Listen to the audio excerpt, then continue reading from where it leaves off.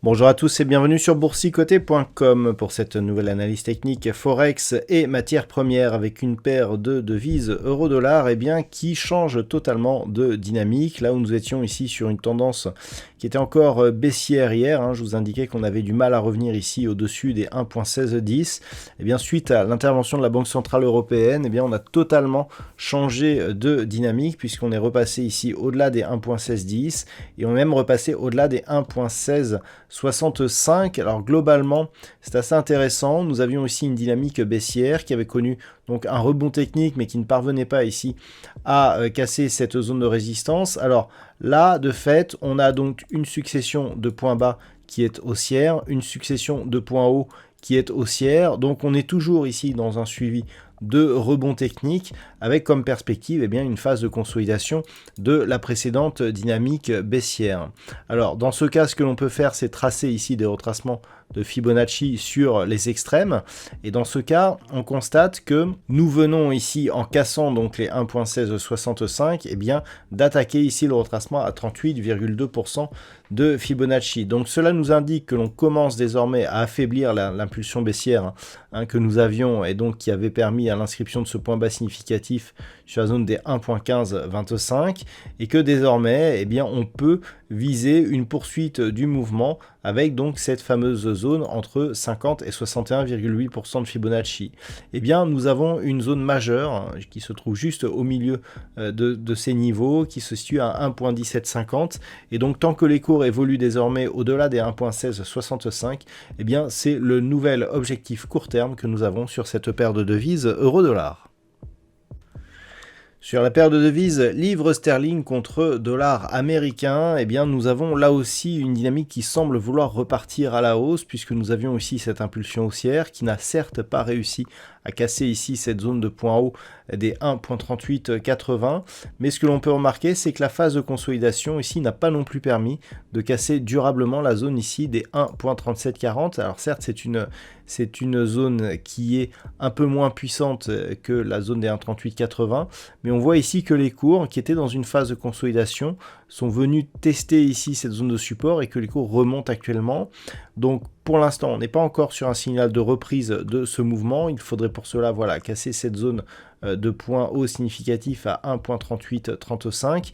Et si tel était le cas, on aurait comme objectif la poursuite du mouvement en direction de cette fameuse zone majeure des 1.3880. Et puis sur l'or, nous sommes toujours dans une dynamique qui est plutôt à prédominance haussière. On oscille désormais dans un nouveau range. Alors on a longtemps oscillé ici sous les 1780.50. Hier, je mettais l'accent sur le fait que la progression se faisait par paliers, mais je dirais qu'il ne permettait pas de valider immédiatement des anciennes résistances comme support.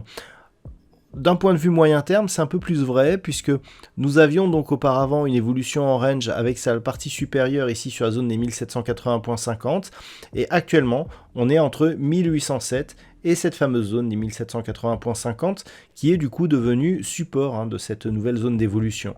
Donc on est toujours clairement ici dans une dynamique relativement faible, on monte assez doucement mais qui reste haussière, et désormais une rupture ici de cette zone des 1807 $ l'once nous permettrait de valider un retour ici sur cette zone de point haut que nous avions connue au début du mois de septembre, cette zone de résistance ici des 1831.50 $ l'once. Et enfin, sur le WTI, on est toujours ici dans une dynamique plutôt haussière, sauf que d'un point de vue court terme, on avait indiqué une zone ici, proche des 81 $ le baril.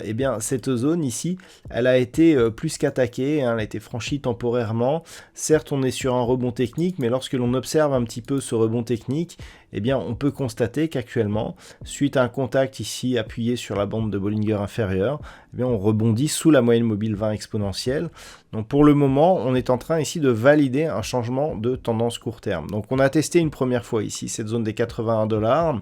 Si au cours d'une prochaine attaque, on revenait sur ce niveau, la cassure serait un peu plus probable, auquel cas eh bien, nous aurions un objectif d'évolution. Alors on a des objectifs intermédiaires, hein, notamment ici cette zone de support ici à 78,90, mais globalement on risquera un retour ici sur cette zone des 75 $ le baril. Désormais, pour continuer à viser ici une poursuite en direction des 85,50, il faudrait quasiment les atteindre, hein, parce qu'il faudrait casser ce plus haut significatif ici des 84,90 $ le baril.